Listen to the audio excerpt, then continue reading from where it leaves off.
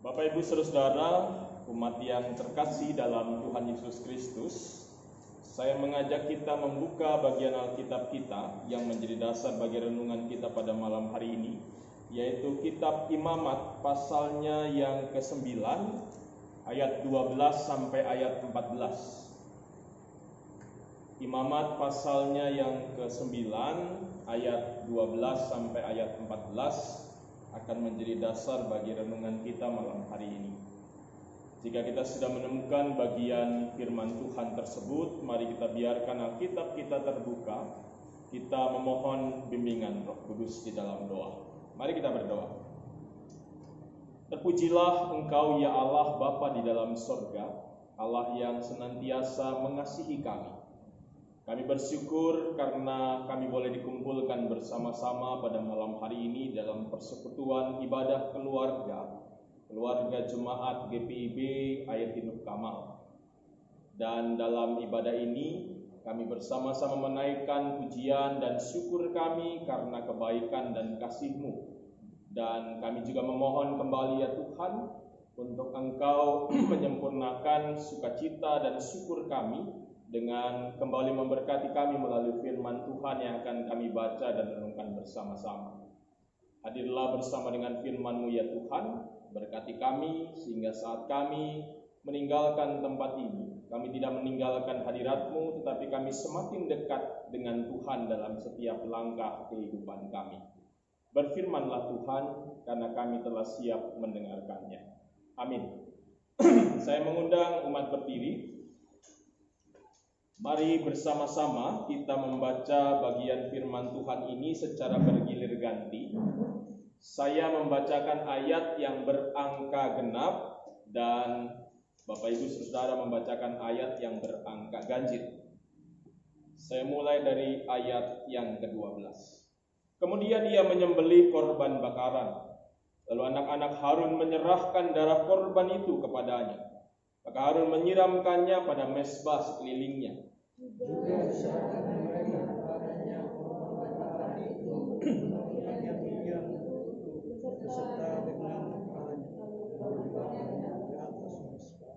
Isi perut dan betisnya dibasuhnya dan dibakarnya dengan korban bakaran di atas mezbah.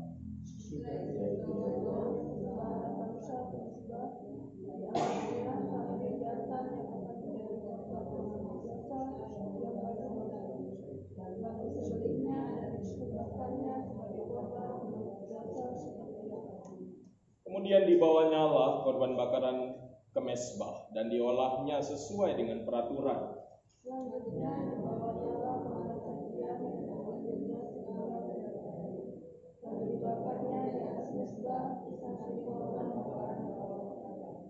Ia menyembelih juga lembu dan domba jantan yang akan menjadi korban keselamatan bagi bangsa itu. Lalu anak-anak Harun menyerahkan darah korban itu kepadanya, maka Harun menyiramkannya pada mezbah sekelilingnya.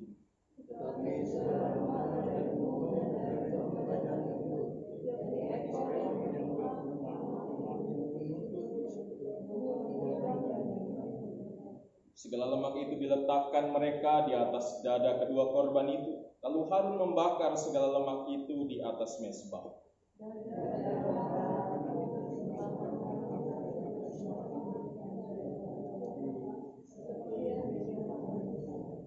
Harun mengangkat kedua tangannya atas bangsa itu, lalu memberkati mereka. Kemudian turunlah ia setelah mempersembahkan korban penghapus dosa, korban bakaran dan korban keselamatan.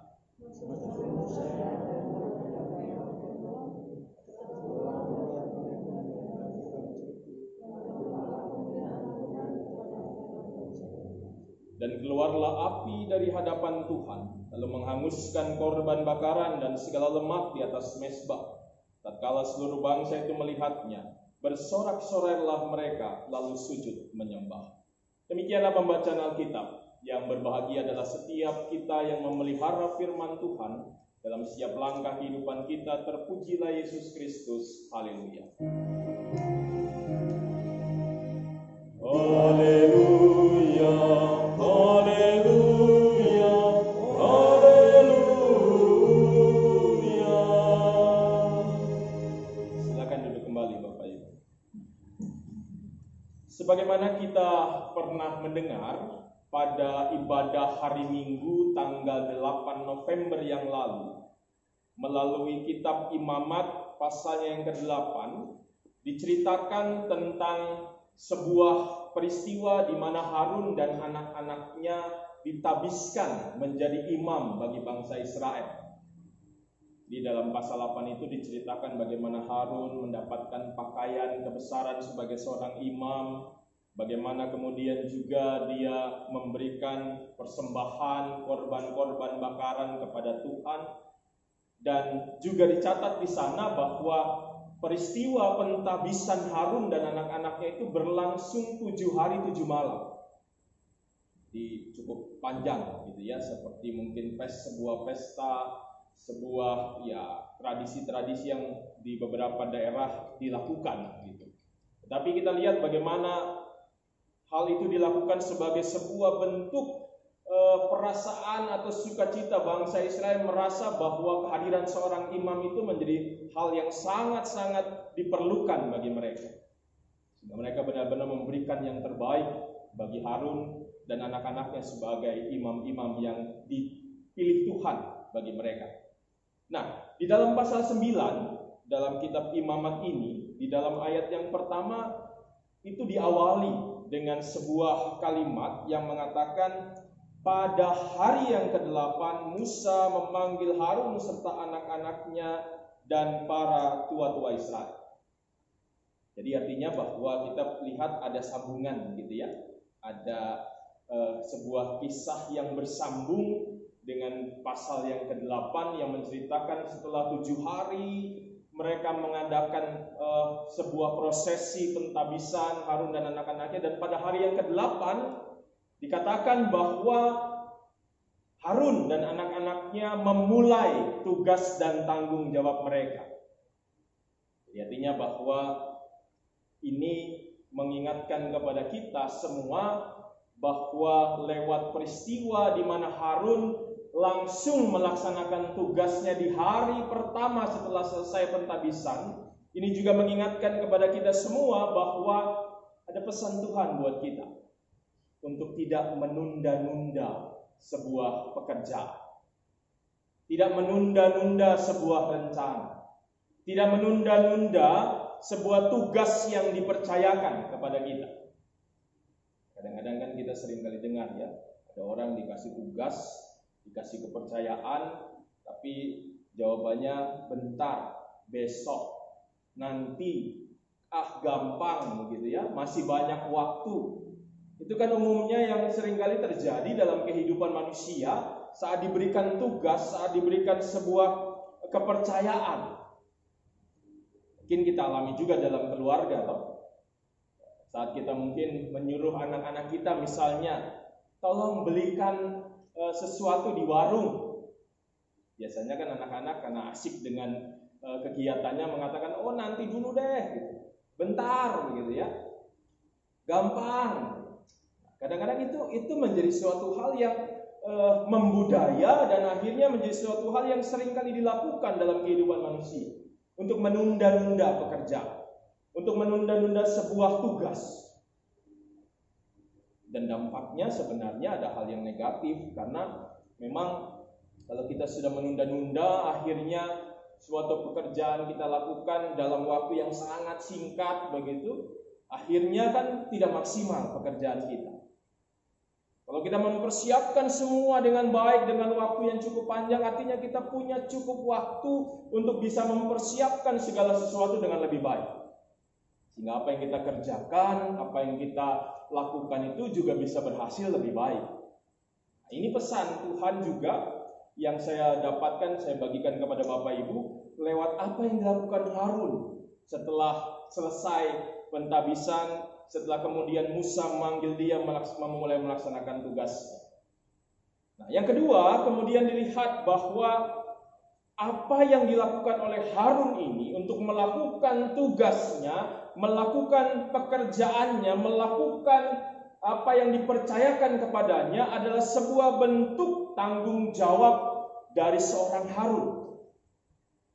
Kenapa? Karena dia merasa bahwa ini tugas yang luar biasa. tugas yang istimewa dari Tuhan. Apapun itu sebenarnya menjadi tugas yang istimewa buat kita harusnya ya. Kalau kita memandang segala sesuatu, pekerjaan kita, rencana kita, kehidupan kita istimewa, pastinya kita akan juga melakukan segala sesuatu juga dengan penuh tanggung jawab. Seperti Harun, dia lakukan tugasnya. Dia lakukan apa yang dipercayakan kepadanya. Dan ini juga menjadi pesan buat kita yang kedua.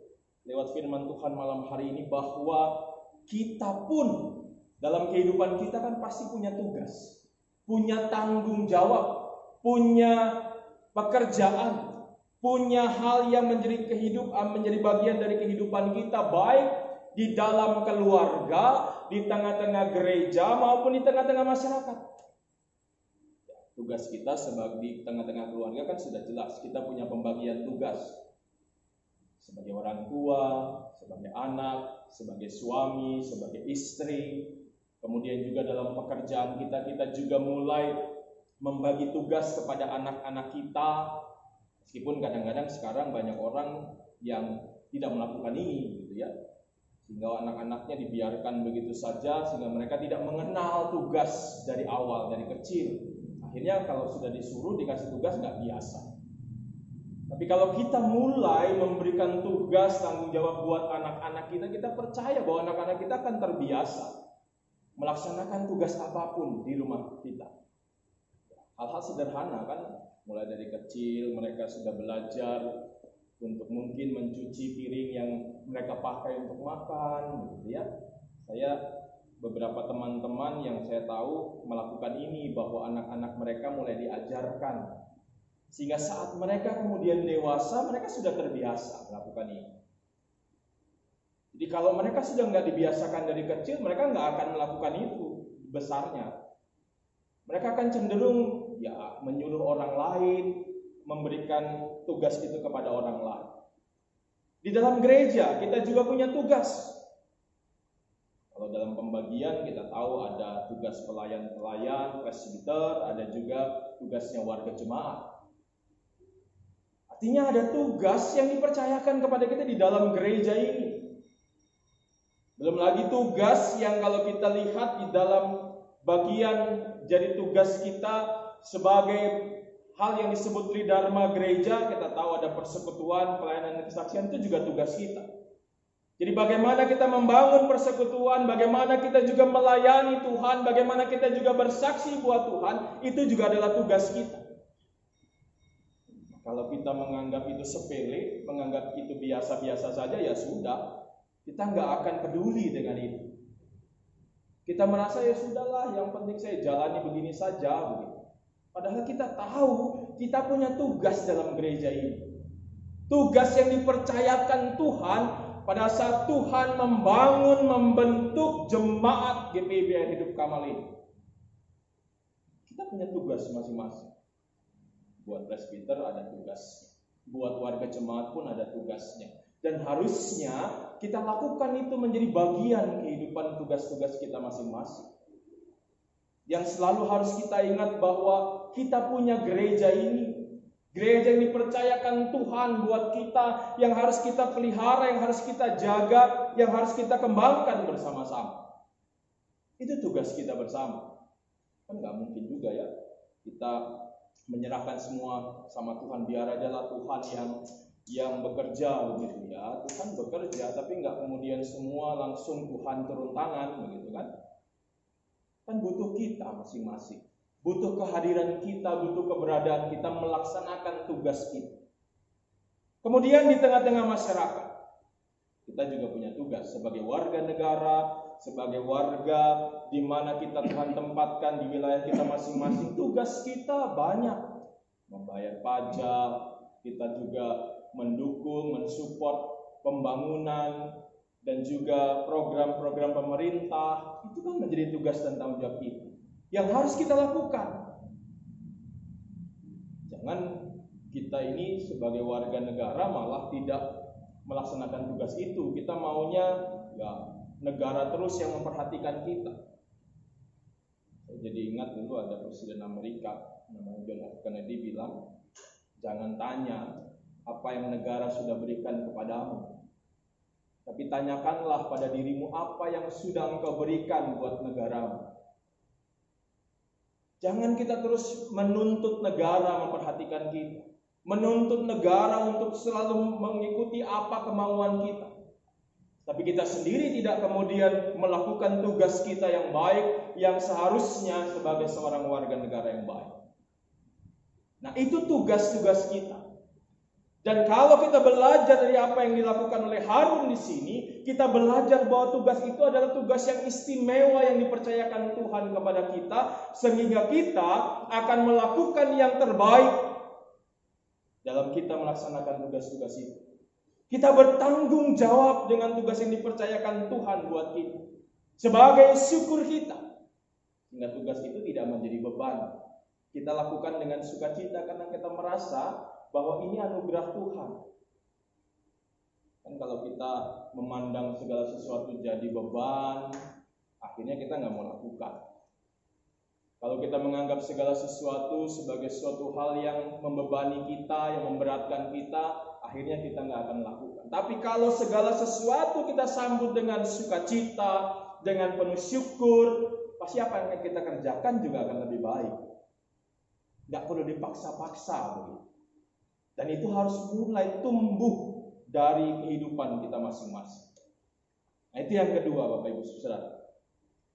Kemudian yang ketiga, kita lihat di dalam bacaan kita bagaimana kembali disebutkan bahwa Harun dan anak-anaknya itu memberikan korban sesuai dengan tradisi orang Israel, begitu ya. Ada korban bakaran, ada korban persembahan, ada korban penghapus dosa, seperti yang dicatat dalam Imamat pasal 1. Dan ini kembali mengingatkan kepada kita bahwa Harun juga selalu berusaha bukan cuma lewat dirinya, lewat apa yang dia mampu, apa yang dia bisa, dia berikan pelayanan yang terbaik, tapi dia juga memberikan persembahan yang terbaik buat Tuhan.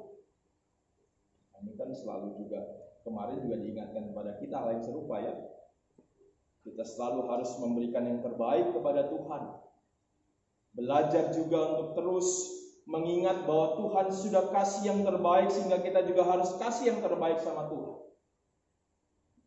Jangan kalau dalam bahasa saya, kita biasakan, banyak orang biasakan apa? Samakan Tuhan dengan WC umum. Masih ingat kenapa saya bilang begitu? Kalau kita ke WC, berapa yang kita bayar? 2.000. Kita persembahan, berapa yang kita kasih? Mudah-mudahan nggak 2.000 ya. Sehingga kita nggak jadikan Tuhan sama dengan WC umum gitu. Kecuali kan saya selalu katakan, kecuali kalau memang berkat yang kita terima memang seperti itu, ya kita belajar juga seperti janda miskin kan. Tuhan nggak lihat nilainya, tapi Tuhan lihat bagaimana persembahan yang kecil itu berasal dari apa yang semua dia miliki. Bayangin, semua dia miliki. Belum tentu kita, saya, Bapak Ibu Saudara bisa lakukan ini. Jangankan semua kan, kadang-kadang disuruh kasih 10% aja kan susah. Suruh kasih persepuluhan saja kan kadang-kadang mikir-mikir. Ini persembahan janda miskin tuh semua yang dia kasih. Bayangin, yang dia punya itu dia beri sama Tuhan. Kenapa? Karena dia percaya, meyakini Tuhan gak akan biarkan dia miskin. Tuhan gak akan biarkan dia kekurangan saat dia kasih yang terbaik sama Tuhan. Dan ini kan persembahan berarti menjadi sebuah pertaruhan iman kita kepada Tuhan. Apakah kita memang benar-benar beriman kepada Tuhan? Apakah kita benar-benar percaya kepada Tuhan yang selalu memberkati kita? Jangan-jangan ya percayanya masih setengah-setengah kan? Masih hitung-hitungan. Tapi kita belajar hari ini diingatkan kembali lewat apa yang dilakukan Harun. Mari kita juga berikan yang terbaik. Selain itu juga apa yang dilakukan Harun saat dia memberikan korban-korban itu menjadi sebuah simbol bahwa dia mau katakan kepada Tuhan, aku ini orang yang berdosa. Aku ini punya kelemahan, aku ini punya keterbatasan, sehingga aku harus berikan korban sebagai simbol. Saya memohon Tuhan menghapuskan dosaku. Saya memohon agar Tuhan mengampuni segala dosaku. Korban-korban itu kan maknanya seperti itu. Artinya bahwa ini menunjukkan Harun bukan orang yang sempurna saat dia dipilih jadi imam. Harun bukan sosok yang tahu segalanya, meskipun memang digambarkan Harun itu pandai bicara begitu ya. Tapi kan kadang-kadang orang seringkali kita dengar yang banyak bicara itu nggak selalu benar begitu kan. Bahkan kadang-kadang banyak juga orang bilang banyak bicara tapi sedikit kerja. Itu yang seringkali terjadi. Harun mau katakan, saya ini berdosa, saya punya kekurangan, saya mohon Tuhan mampukan saya mohon Tuhan yang perlengkapi saya sehingga saya bisa laksanakan tugas ini. Sebagai tanda penyerahannya agar Tuhan yang berkarya dalam hidup. Agar Tuhan yang memakai betul-betul dia untuk menjalankan tugasnya sebagai seorang imam. Bukan menyombongkan diri saja. Oh, kadang-kadang kan banyak orang yang sombong. Kadang-kadang kayak di gereja kita ini GPIB kan, seringkali namanya jadi majelis, ada yang menganggap itu prestise, kehormatan. Sehingga kalau jadi majelis begitu maunya jadi majelis terus. Atau bahkan juga seringkali dulu kita dengar kan, kalau sudah jadi penatua nggak mau jadi diaken, karena merasa ada tingkatan. Kalau jadi diaken dari penatua jadi diaken turun pangkat katanya. Kan ini yang seringkali terjadi toh. Seringkali kita dengar. Mungkin tidak di sini begitu ya, di gereja-gereja yang lain. Apalagi kemudian jadi pelaksana harian majelis jemaat, PHMJ. Mungkin kalau di sini pada nolak-nolak kan jadi PHMJ atau jadi majelis. Tapi di beberapa gereja GPIB yang lain, wah orang berlomba-lomba nih. Bahkan kalau pemilihan itu udah kayak pemilihan legislatif gitu. Ada kampanye-kampanyenya. Ya, di sini mungkin karena nggak banyak, ya akhirnya kan orang nggak seperti itu berlomba-lomba. Tapi itu yang terjadi. Harun mau katakan, saya bisa dipilih bukan karena kehebatan saya. Saya bisa dipilih, saya punya banyak kekurangan. Jika saya mohon kepada Tuhan dengan saya memberikan korban ini, Tuhan mengampuni saya, Tuhan memampukan saya menjalankan tugas. Sehingga dengan kata lain Harun mengatakan tugas ini bukan kehormatan. Tugas ini anugerah dari Tuhan yang harus saya lakukan sebaik-baiknya. Tuhan sudah percaya sama saya harus berikan yang terbaik sama Tuhan. Itu yang ketiga. Yang terakhir, yang keempat Bapak Ibu. Kita lihat di ayat-ayat terakhir, khususnya ayat 22 dan 23, di situ digambarkan bagaimana Musa dan Harun memberkati bangsa Israel. Betul ya? Dari sini saya mau belajar, mau membagikan kepada Bapak Ibu. Maknanya buat saya adalah bahwa yang pertama kita harus saling memberkati satu sama lain. Yang kedua adalah kita juga harus hidup itu jadi berkat buat orang lain. Kalau nggak salah hari Minggu kemarin saya juga sampaikan itu ya. Bagaimana kita juga dalam hidup kita ini, kan dalam hari Minggu yang lalu saya dikatakan harus jadi semangat buat orang lain. Terus saya kemudian kembangkan harus jadi berkat buat orang lain. Artinya kalau kita belajar dari apa yang dilakukan Musa dan Harun, mereka juga hidup saling memberkati dan saling jadi berkat. Bukan sebaliknya ya. Bukan kemudian malah mengutuk satu sama lain, kemudian mungkin ngomongin satu sama lain, mungkin menjelekkan satu sama lain. Bukan itu yang dimaui Tuhan.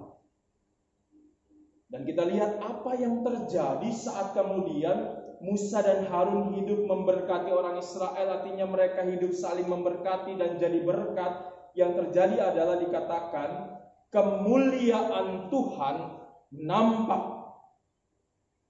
Dalam ayat 23 dikatakan begitu. Jadi kemuliaan Tuhan hadir buat orang Israel. Ini berarti Bapak Ibu, saudara, kalau kita hidup saling memberkati, Kalau kita hidup kemudian juga saling jadi berkat, apa yang terjadi? Kemuliaan Tuhan hadir dalam kehidupan persekutuan kita. Ini juga menunjukkan bahwa Tuhan senang umatnya itu hidup dalam damai, hidup dalam kasih begitu ya, dan hidup saling memberkati. Sebaliknya Tuhan kan nggak pernah suka bangsanya atau umatnya itu hidupnya saling berkelahi, berantem, saling menjelekkan. Tuhan nggak suka. Kalau yang terjadi seperti itu, maka kemuliaan Tuhan nggak akan nampak dalam persekutuan kita. Berkat Tuhan juga akan terhambat.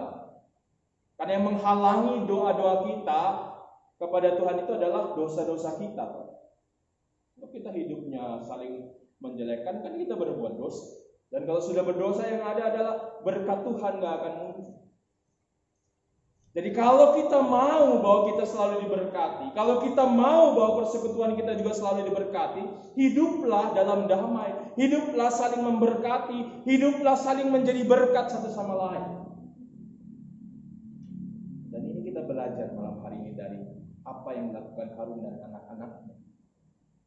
Kita belajar bagaimana ada tugas dan tanggung jawab yang juga diberikan Tuhan kepada kita. Bahkan seluruh kehidupan kita biarlah kita anggap sebagai sebuah tugas yang Tuhan berikan kepada kita. Dan biarlah dalam kondisi seperti itu, mari kita selalu percaya dan juga selalu berpikir bahwa ini hidup saya adalah istimewa. Hidup saya itu anugerah dari Tuhan. Sehingga saat kita memandang kehidupan kita seperti itu, maka kita akan jalani hidup kita dengan benar. Kita akan jalani hidup kita dengan penuh tanggung jawab. Bukan hanya tanggung jawab sama manusia ya, tapi tanggung jawabnya sama Tuhan. Makanya saya selalu katakan, jangan selalu hidup itu mau menyenangkan manusia, tapi senangkan Tuhan. Karena kalau menyenangkan manusia nggak akan selesai. Hari ini saya melakukan sesuatu, mungkin Pak Yonggi senang sama saya, tapi mungkin yang lain nggak senang, gitu kan? Dan ini menunjukkan bahwa memang kalau kita menyenangkan orang lain, belum tentu orang lain juga senang. Sehingga apa yang kita lakukan adalah menyenangkan Tuhan saja. Sehingga apa yang kita lakukan berdasarkan apa yang Tuhan kehendaki. Perkara orang gak suka, orang gak mau mengikuti, yaitu urusannya sama Tuhan lah. Bukan urusan sama kita, selama kita berjalan dalam Tuhan. Itu yang harus kita ingat dalam kehidupan kita. Mari kita anggap, kita jalani kehidupan kita, kita syukuri kehidupan kita sebagai anugerah yang istimewa dari Tuhan buat kita, sehingga kita lakukan segala sesuatu dalam kehidupan kita dengan penuh syukur, dengan penuh tanggung jawab. Maka berkat Tuhan, dikatakan kemuliaan Tuhan akan nampak dalam kehidupan kita masing-masing.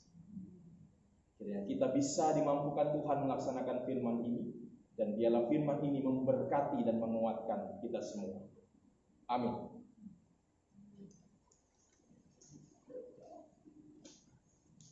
Mari kita sambut firman Tuhan. Kita menyanyi kitab Bakti 61 bait 1 dan 4. Tuhan ajarkanlah kehendak-Mu.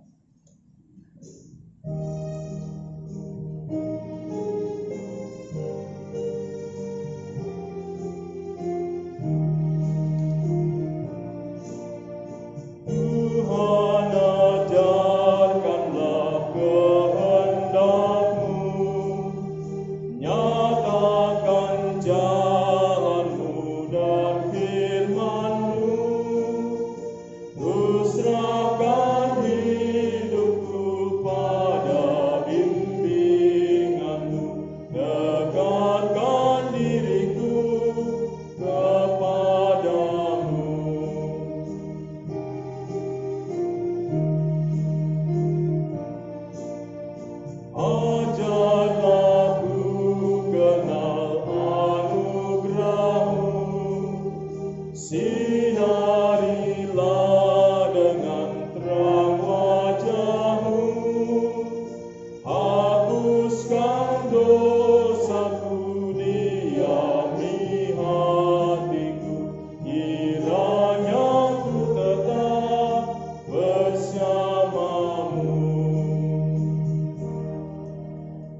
kita kembali bersatu dalam doa untuk menaikkan syafaat kita kepada Tuhan. Mari kita berdoa.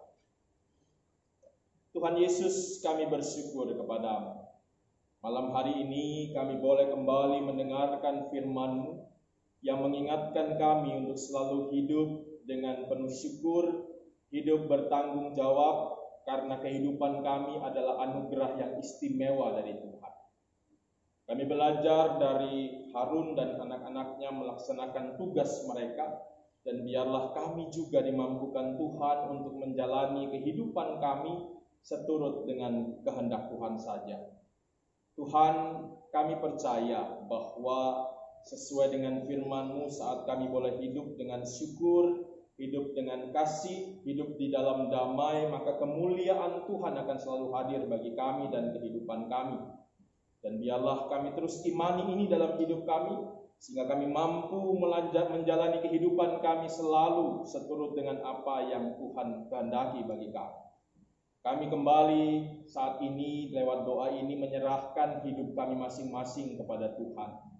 Tuhan mengenal kami, Tuhan mengetahui keberadaan kami, dan biarlah Tuhan yang selalu akan memampukan kami untuk bisa menjalani hari-hari kami seturut dengan kehendak-Mu. Kami mohon kepadamu ya Tuhan, untuk juga terus memampukan kami menjalani hari-hari kami ke depan. Kami mohon kepadamu untuk juga terus memampukan kami untuk menjalani hari-hari kami, tanggung jawab kami sesuai dengan apa yang Tuhan mau.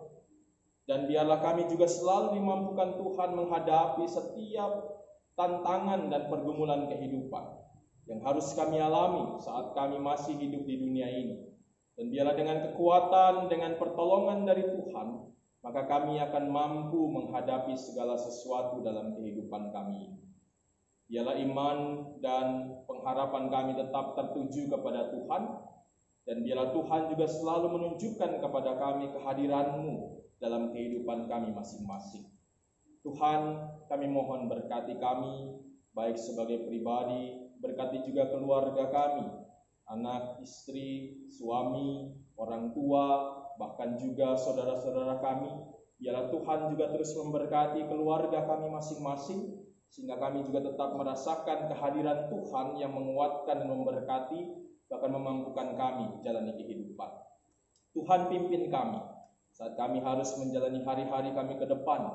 Biarlah kami tetap dituntun Tuhan, dibimbing Tuhan, untuk hidup menjadi saksi dan menjadi berkat bagi banyak orang dimanapun kami Tuhan tempatkan. Berkati juga persekutuan kami di tengah-tengah jemaat-Mu, jemaat GPIB Air Hidup Kamal ini.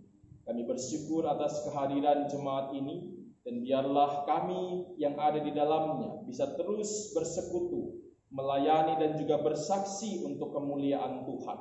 Sehingga lewat kehadiran jemaat ini, maka kemuliaan Tuhan akan juga nampak bagi banyak orang di tengah-tengah gereja ini hadir di dalamnya. Tuhan berkati semua pelayan-pelayan Tuhan yang melayani. Tuhan juga berkati seluruh warga jemaat, saudara-saudara kami, khususnya mereka yang sedang dalam keadaan sakit.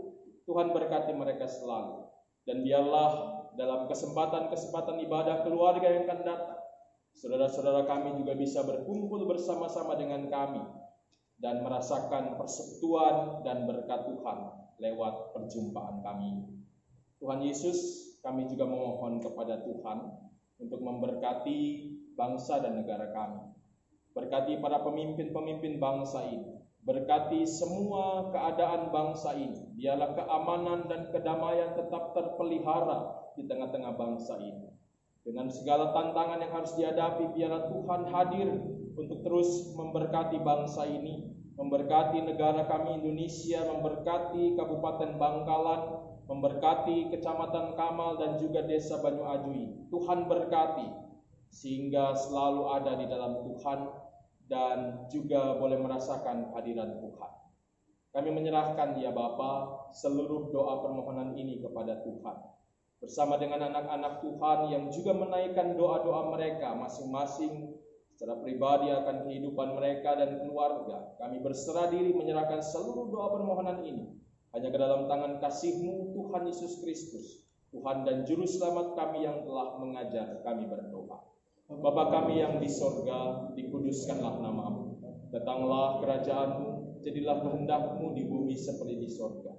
Berikanlah kami pada hari ini makanan kami yang secukupnya, dan ampunilah kami akan kesalahan kami, seperti kami sudah mengampuni yang bersalah kepada kami. Dan jangan membawa kami dalam pencobaan, tapi lepaskan kami daripada yang jahat.